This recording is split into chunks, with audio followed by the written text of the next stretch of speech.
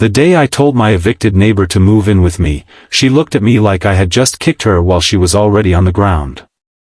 Her entire life was packed into 3 torn suitcases sitting on the curb under the harsh light of a bright afternoon sun. The landlord had changed the locks. The neighbors were pretending not to stare.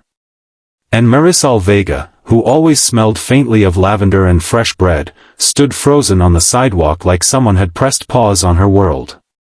"Move in with me," I said. She let out a dry, hollow laugh. "That's not funny." But I wasn't joking. "Before we go any further, if you believe in kindness, in second chances, and in the idea that one small act can change 2 lives at once, please take a moment to like, comment, share, and subscribe to the channel, Kindness Journal." Stories like this remind us that compassion still exists, even in the middle of ordinary afternoons. I had lived next door to Marisol for 3 years. We weren't close in the way movies show neighbors to be, but we shared small pieces of life. She would bring over leftover empanadas when she baked too many. I would carry her groceries when her arthritis flared up.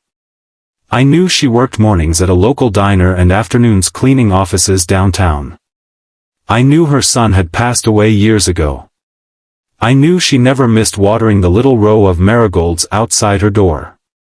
What I didn't know was that she was 3 months behind on rent. That afternoon, I came home early from my construction shift because the heat was unbearable and our supervisor had called it. I turned the corner of our building and saw the suitcases first. Then I saw the landlord, red-faced and impatient. Then I saw Marisol standing there, her shoulders trembling but her chin lifted in a quiet, stubborn dignity. I didn't think. I just spoke. "Move in with me." She thought I was mocking her. And honestly, I understood why. In a world where people film strangers at their worst moments, where sympathy often comes with strings attached, my offer must have sounded cruel. "I'm serious," I said, softer this time. "I have a spare room. It's small, but it's yours if you want it." The landlord rolled his eyes and walked away, already done with the scene. The other neighbors disappeared behind curtains. It was just the 2 of us and the blazing sun that refused to offer shade. Marisol shook her head. "I can't pay you. I didn't ask you to. I don't want charity." "It's not charity," I told her. "It's a roommate." That word seemed to land differently. The truth was, I wasn't exactly thriving myself. I was 32, divorced, and living in a 2-bedroom apartment that felt too big for one person and too quiet at night. The spare room still had the pale blue paint my ex-wife picked out. I kept the door closed most days because the emptiness inside it echoed louder than I liked to admit. But when I looked at Marisol, standing beside her life in suitcases, I felt something shift. Maybe I needed saving too. It took her an hour to say yes. An hour of silence, of wiping tears she pretended weren't there, of insisting she would find somewhere else. Finally, when the sun began to dip and the sidewalk grew longer shadows, she whispered, "Just for a little while." That evening, we carried her suitcases into my apartment. The spare room looked different with her things inside. She placed a small framed photo on the dresser, a young man smiling at the camera. She unfolded a faded quilt and laid it carefully on the bed. Within minutes, the room felt warmer, like it had been waiting for her all along. The first week was awkward. We moved around each other cautiously, like strangers in a waiting room. I left early for work, she left even earlier. At night, we exchanged polite nods and quiet goodnights. I worried I had made a mistake. I worried she regretted accepting. Then one Saturday morning, I woke to the smell of cinnamon and sugar drifting down the hallway. Sunlight poured through the kitchen window, turning everything gold. Marisol stood at the stove, flipping pancakes with surprising energy. "You work too hard," she said when she noticed me. "Sit." It was the first time she sounded like herself again. Over breakfast, she told me more than she ever had before. The diner had cut her hours. Medical bills from her arthritis medication had piled up.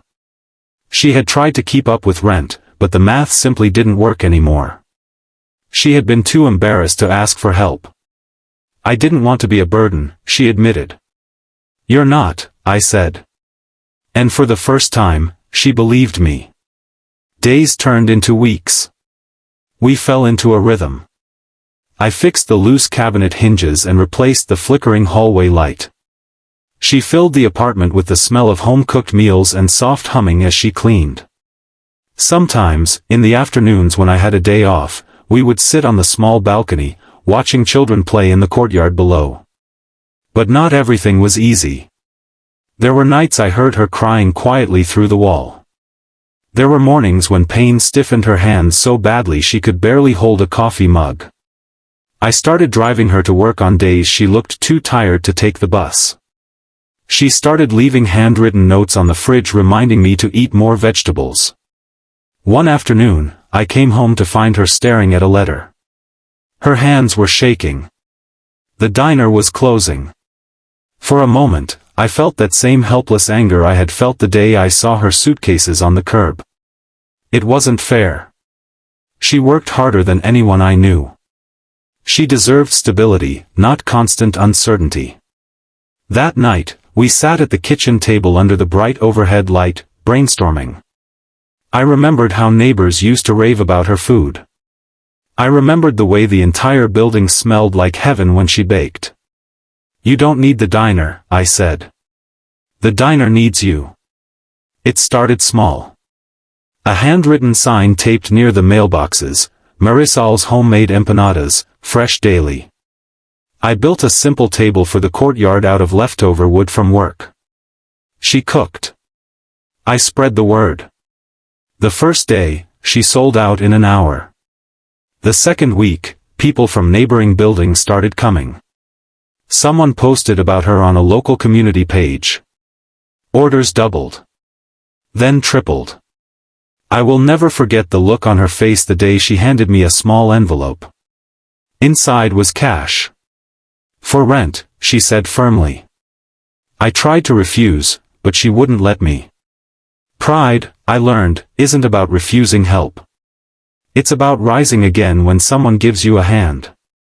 Months later, on a bright spring afternoon that felt almost identical to the day we met on that sidewalk, we stood in front of a tiny storefront just 3 blocks away. A faded "For Lease" sign hung crookedly in the window. Marisol squeezed my arm. Her eyes were shining. We signed the papers together.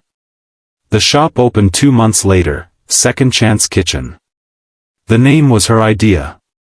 On opening day, the line stretched down the block.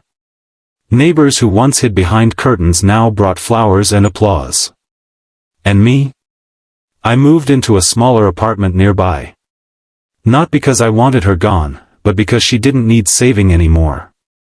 She needed space to soar. Sometimes I pass the shop in the middle of the day, sunlight pouring through the windows, and see her laughing behind the counter, flour dusting her apron like snow. And every time, I think about how close the world came to losing that light. If this story touched your heart even a little, please take a moment to like, comment, and share it. You never know who might need a reminder that one act of kindness can rewrite a destiny. And if you've ever been given a second chance, or offered one to someone else, let us know in the comments.